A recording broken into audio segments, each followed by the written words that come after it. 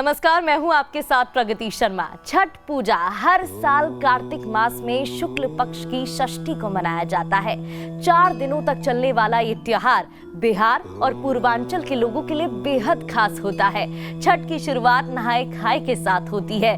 व्रत करने वाले लोग 36 घंटे का निर्जला उपवास करते हैं। छठ व्रत के दौरान कई कड़े नियम भी होते हैं जिनका पालन करना जरूरी होता है, नहीं तो छठी मैया नाराज हो सकती हैं। ऐसे में आइए जानते हैं कि छठ पूजा में किन बातों का ध्यान रखना आवश्यक है और भूलकर भी उन्हें नहीं करना चाहिए। क्या है अर्घ और पूजा का शुभ मुहूर्त, इन सभी बातों को जानेंगे। हमारे साथ मौजूद हैं स्टूडियो में आचार्य राज मिश्रा जी। बहुत बहुत स्वागत है पंडित जी आपका। पंडित जी, सबसे पहले तो मैं जानना चाहूंगी, ये महापर्व जिसको कड़े नियमों के साथ मनाया जाता है, नहाए खाए के साथ शुरुआत होती है, इसका शुभ मुहूर्त क्या है? जी बिल्कुल, हम इस पर चर्चा करें प्रगति जी। ये विषय बहुत महत्वपूर्ण है और बहुत श्रद्धा का विषय है और बहुत कठिनता से इस व्रत का पालन किया जाता है। और क्योंकि हम सूर्य को प्रणाम करते हैं, यही एकमात्र व्रत है जहां पर अस्त होते हुए सूर्य की भी पूजा होती है। जनरली ये नियम है इस संसार में कि ऊपर उठते हुए लोगों को तो सभी लोग प्रणाम करते हैं, लेकिन जिसके जीवन में ढलान की परिस्थिति हो उसको इस संसार में कोई प्रणाम नहीं करता है। तो ये व्रत इस चीज को सिखाता है कि आपको उगते हुए सूर्य को ही प्रणाम करने की आवश्यकता नहीं है।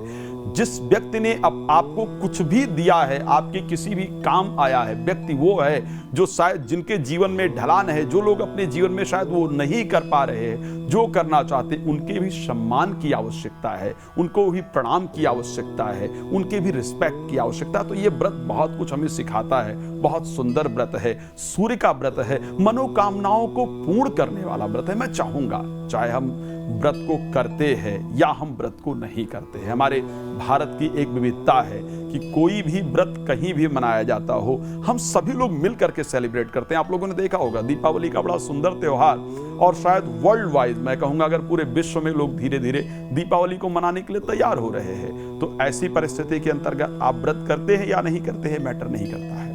सूर्य को प्रणाम करना हम सभी के लिए बहुत इंपॉर्टेंट है, क्योंकि उनकी कृपा से हमको एनर्जी प्राप्त होती है, उनकी कृपा से हमको जीवन प्राप्त होता है। तो आइए हाथ जोड़ करके अपने घरों में बैठ करके श्रद्धा पूर्वक छठी मैया को प्रणाम करें, भगवान सूर्य को प्रणाम करें और ये प्रार्थना करें कि हे मैया, आप भी हमारे जीवन के समस्त मनोकामनाओं को पूर्ण करें, हम पर अपनी कृपा प्रदान करें। ये कामना करते हुए हृदय में सूर्य को धारण करते हुए श्रद्धा पूर्वक हाथ जोड़ करके उनको प्रणाम करें। फिर हम लोग इस सुंदर चर्चा का आज प्रारंभ करते हैं। ओम हे सूर्यो सहस्रेशो तेजो राशे जगत्पते अनुकंपमय मयाम देवा गृहाणरघं दिवाकरः। बोले सूर्य भगवान की जय, बोले छठी मैया की जय। जी प्रगति जी, अब आपके प्रश्न से प्रारंभ करते हैं, बताइए प्लीज। बिल्कुल, मुहूर्त जानना चाहेंगे। ये सुंदर हमने मंत्र तो जान लिया, भजन जान लिया, जिसके साथ हम शुरुआत कर रहे हैं और माता को हमने याद कर लिया है, लेकिन मुहूर्त क्या होगा, कितने बजे पूजा करना शुभ माना जाएगा? जी बिल्कुल, सबसे पहले प्रगति जी अगर हम मुहूर्त की बात करते हैं तो मुझे सबसे पहला वो शब्द शायद श्री रामचरितमानस का सुंदरकांड का भगवान राम के द्वारा कही गई वो चौपाई, और इस व्रत के लिए वो खास फिट बैठती है कि निर्मल मन जन सो मोहि पावा और मोहि कपट छल छिद्र न भावा। बाकी सभी व्रतों में, सभी पूजाओं में किया गया मिस्टेक की कई गलतियां शायद स्वीकार्य होती हैं, हो जाती हैं, लेकिन एक यही इस प्रकार का व्रत है, एक कठिनतम व्रत है जिसमें किया गया जो मिस्टेक है वो स्वीकार्य नहीं है।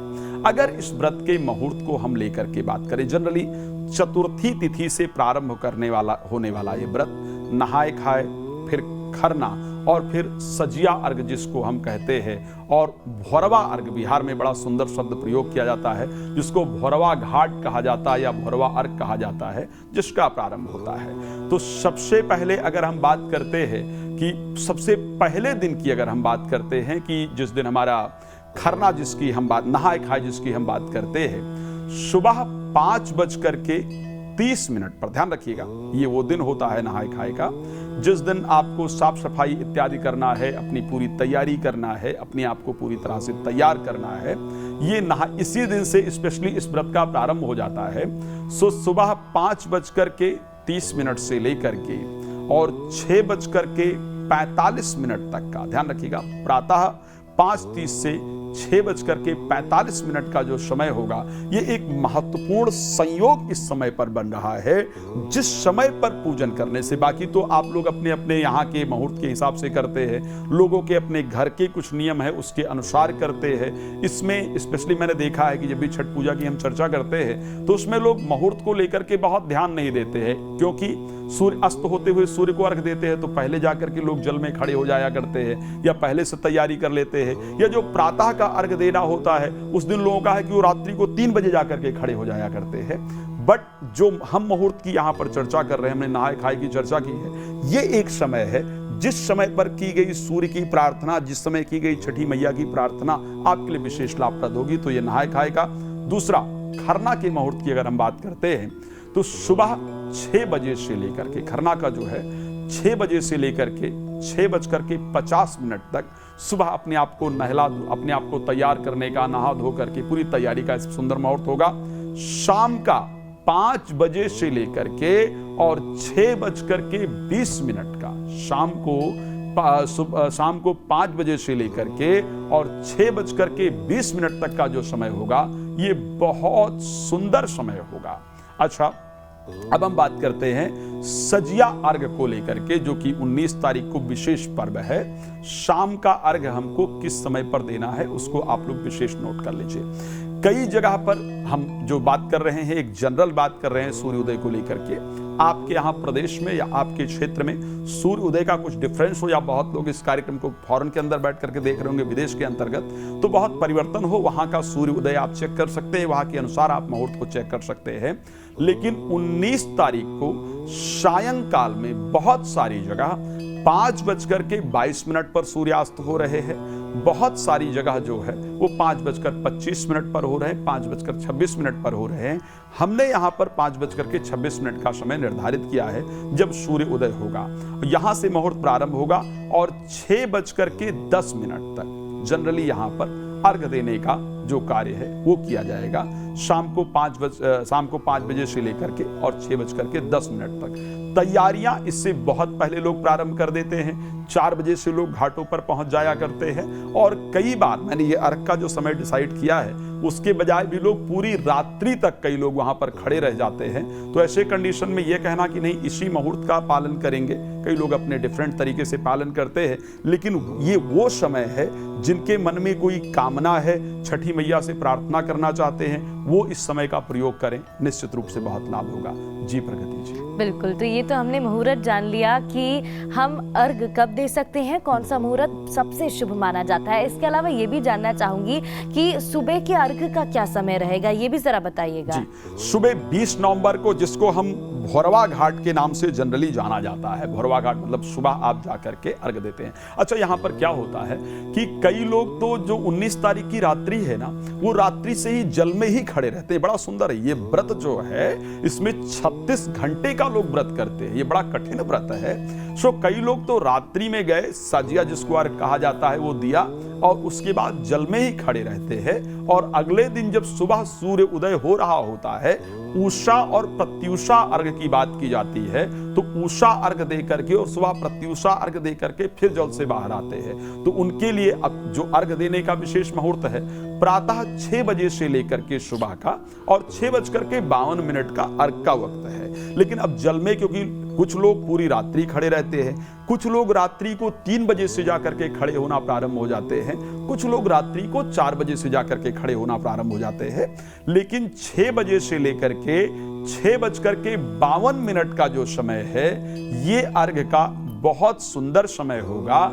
इस समय पर अर्घ देना बहुत ही लाभप्रद होगा। जी प्रगति। बिल्कुल, तो ये तो हमने जान लिया। आगे बढ़ते हैं क्योंकि बेहद ही सुंदर त्योहार ये माना जाता है। श्रृंगार का सारा सामान यहाँ पर इकट्ठा किया जाता है, लेकिन सामग्री क्या कुछ रहती है, सूप में क्या कुछ सामग्री रखनी चाहिए, ये लोग नहीं समझ पाते हैं, ये भी जरा बताइएगा। देखिए, जो सूप में विशेष रूप से इसमें जो सामग्री रखने की आवश्यकता होती है लोटा रखना चाहिए, अच्छा तांबे का लोटा इत्यादि प्रयोग करना चाहिए, तांब का पात्र रखना चाहिए, फूल रखना चाहिए, फल रखना चाहिए, चावल जरूर रखना चाहिए, लड्डू रखा जाता है, पुआ रखा जाता है, ठेकुआ रखा जाता है, काले चने रखे जाते हैं, कच्चे चावल भी रखे जाते हैं, सिंदूर जरूर रखा जाता है, तिलक के लिए चने भिगो करके रखे जाएं, इस प्रकार का नियम है। नींबू आप देखते होंगे गांव में एक नींबू मिलता है जो बड़ा नींबू होता है, ऐसा मौसमी जैसा, तो बड़े बड़े नींबू उसके अंतर्गत रखने का नियम है।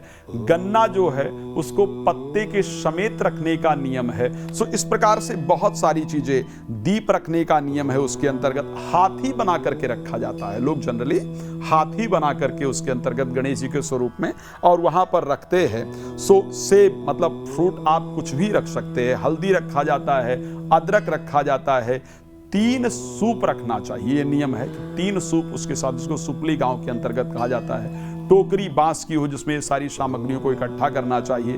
बाकी तो आप जितना भी फ्रूट इत्यादि है वो श्रद्धा पूर्वक सब रख सकते हैं, लेकिन ये विशेष सामग्रियां हैं जिसको पूजन के अंतर्गत रखना चाहिए। आप जितना सुंदर, क्योंकि आप छठी मैया की आराधना करने जा रहे हैं, तो जितना सुंदर आप अपनी जो टोकरी है उसको सजा सकते हैं, जितनी सारी सामग्रियां। प्रगति जी इसमें एक और नियम है, इसमें ऋतु फल को ही लेने का विधान है, इसमें ऐसे फ्रूट को लेने का विधान नहीं है जो उस ऋतु के अंदर उत्पन्न नहीं होता हो।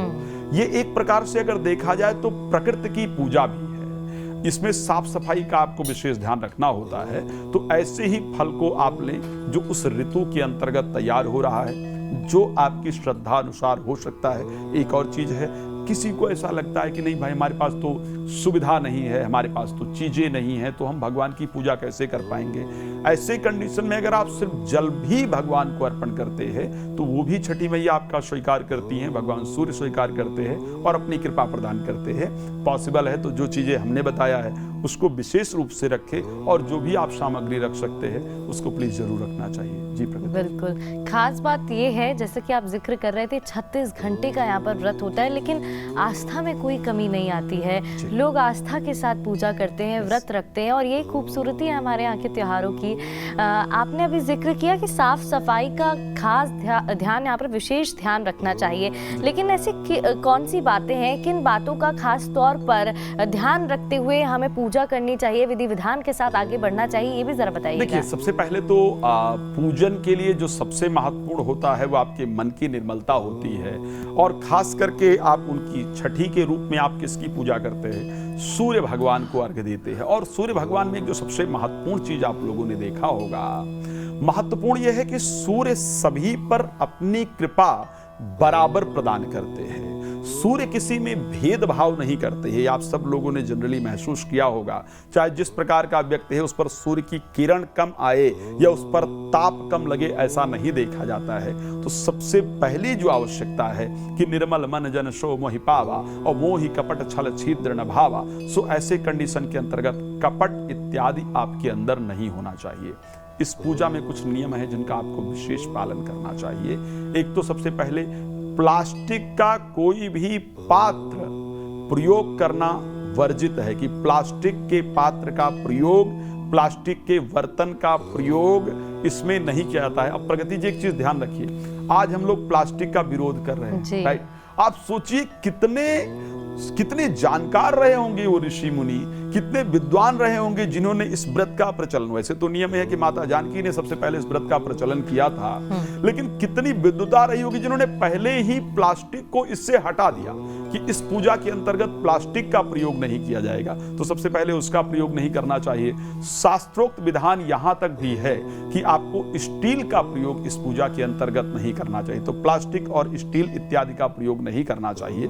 जैसा कि इस पूजा की अगर हम नियमों की बात करते हैं तो जो नहाय खाए होता है, नहाय खाए के अंतर्गत विशेष रूप से यह प्रक्रिया है कि घिया की सब्जी बनानी चाहिए। इस व्रत को अगर आप साइंटिफिकली देखेंगे ना तो बहुत ही फायदेमंद है ये व्रत। ये जो 3 दिन का व्रत है, पहले हम अपनी बॉडी को पूरी तरह क्लीन करते हैं, पहले अपने मन को पूरी तरह क्लीन करते हैं ताकि हम परमात्मा से अपने आप को कनेक्ट कर सके। और उसके साथ जो विशेष षष्ठी तिथि बनती है, पराबैंगनी जो किरणें है जो सूर्य की आती है, जब आप जल में खड़े रहते हैं तो ऐसी परिस्थिति के अंतर्गत वो आपकी बॉडी को नुकसान ना दे करके बहुत लाभ प्रदान करती है। तो तो सबसे पहले दिन जो कि नहाय खाए, जो कि चतुर्थी तिथि को प्रारंभ होता है 17 तारीख से, सो इस दिन आपको घिया की सब्जी, चने की दाल जिसके अंतर्गत तड़का इत्यादि नहीं लगाया जाता है, बहुत सिंपल स्वरूप में बनाया जाता है, घिया की सब्जी, चने की दाल और चावल बिना तड़का इत्यादि के, इसको लेकर के श्रद्धापूर्वक हल्का भोजन करने का विधान है।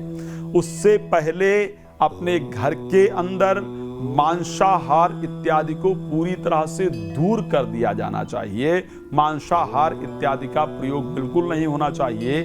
नशीली पदार्थ इत्यादि को अपने घर से पूरी तरह दूर कर दिया जाना चाहिए। तो इन सब चीजों को दूर करके श्रद्धापूर्वक चने की दाल हो गई, घिया की सब्जी हो गई और चावल का प्रयोग नहाय खाए के दिन प्रयोग किया जाता है। पूरे शरीर की तैयारी इत्यादि की जाती है। फिर खरना के दिन इत्यादि है। तो जो आपके प्रश्न हैं हम उस पर आगे चलते हैं। जी प्रगति जी। बिल्कुल, ये तो हमने जान लिया वो कौन सी चीज़ें हैं जो बिल्कुल नहीं करनी चाहिए और कौन सी चीज़ें हैं जो करनी चाहिए। लेकिन ये जो छठ पूजा है, ये जो त्योहार है, क्यों करते हैं छठ पूजा? क्या कहानी है इसकी, क्या है इसके पीछे का महत्व, ये भी बताइए। ऐसा शास्त्रोक्त विधान है कि आदि शक्ति जगत जननी माता जगदम्बा ने पहले दिन इस व्रत को जब सबसे पहले बार प्रारंभ किया था, तो इस व्रत को प्रारंभ किया था जब भगवान राम का युद्ध का समय चल रहा था। और जब ऐसी परिस्थितियां उत्पन्न हुई कि शायद मैं कई बार शायद कार्यक्रम के अंतर्गत चर्चा कर चुका हूं कि एक दिन इस प्रकार का आया था जब ऐसा लगा कि आज रावण विजय प्राप्त कर लेगा। वहीं से भगवान राम ने रावण के साथ अष्ट सिद्धियां जो युद्ध है वो कर रही थी। तो भगवान राम जब शाम को युद्ध समाप्त हुआ तो युद्ध के समय जब जाकर के मंत्रणा करते हैं तो सुग्रीव इत्यादि से डिस्कस करते हैं कि आखिर ऐसा क्या हुआ कि आज रावण अकेले युद्ध नहीं कर रहा था, आज रावण के साथ कोई शक्ति युद्ध कर रही थी। तो फिर उस परिस्थिति में सुग्रीव इत्यादि ने उनको राय दिया, प्रभु एक दिन का युद्ध है, कुछ नहीं, युद्ध चल रहा है, इधर उधर चीजें होती रहती हैं। भगवान राम ने कहा नहीं, हमने यहाँ पर कुछ न कुछ गड़बड़ किया है। हमने प्रसिद्धि को प्रदान करने वाली सबसे पहले आदि शक्ति की आराधना हमने नहीं की है, तो हमें आदि शक्ति की आराधना करनी चाहिए। और वहीं से उन्होंने 9 दिन के जो नवरात्र की प्रक्रिया है, 9 स्वरूपों में देवी का आवाहन करके और कमल के पुष्प उन्होंने श्रद्धापूर्वक अर्पण किए और वहीं पर उन्होंने सूर्य की आराधना की। आदित्य हृदय स्तोत्र का यदि बात करेंगे तो वहां पर आकर के बाकायदा ऋषि ने उनको सूर्य की पूजा कराई है। तो ये पूजन आज से प्रारंभ नहीं हुआ है, ये पूजन आदि शक्ति माता जानकी ने लंका में बैठ करके किया और इसी पूजन को भगवान राम समुद्र के पास बैठ करके करते हैं। तो इस पूजन का प्रारंभ जो है वो वहां से हुआ है। प्रगति जी बिल्कुल, कहानी हमने जानी, महत्व हमने जाना किन नियमों का पालन करना बेहद ज़रूरी है और कौन सी ऐसी चीज़ें जो नहीं करनी चाहिए, क्योंकि ये जो छठ त्योहार है बेहद ही कड़े नियमों के साथ इसका पालन किया जाता है। 36 घंटे व्रत रखा जाता है। साथ ही एक बात मैं और जानना चाहूँगी आचार्य जी संक्षेप में, अगर कोई गलती हो जाती है, क्योंकि ऐसा देखा जाता है कि इंसान है, गलती होना लाजमी है, लेकिन अगर कोई गलती हो जाती है तो कैसे माफ़ी मांग सकते हैं? और क्योंकि हम व्रत तो रख रहे हैं तो ऐसा नहीं है कि उसका असर नहीं होगा या हमें उसका फल नहीं मिलेगा। देखिए प्रगति जी, गलती हो जाती है और गलती करना दोनों में डिफरेंस है ना।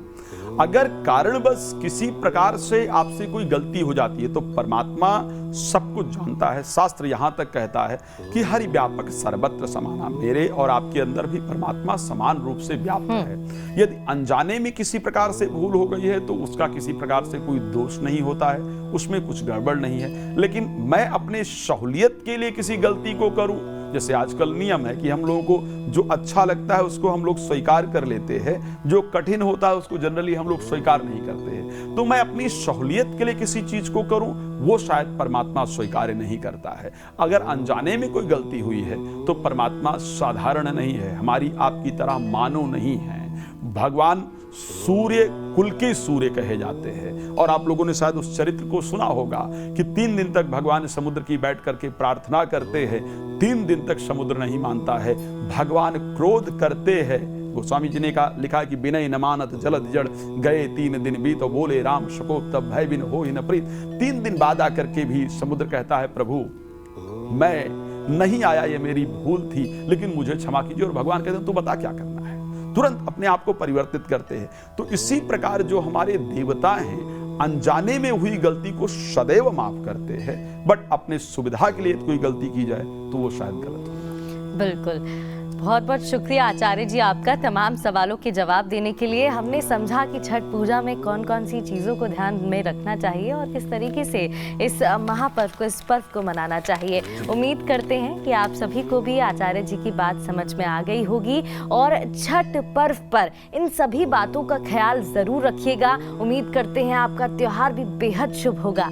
आप सभी को छठ पर्व की हार्दिक शुभकामनाएं।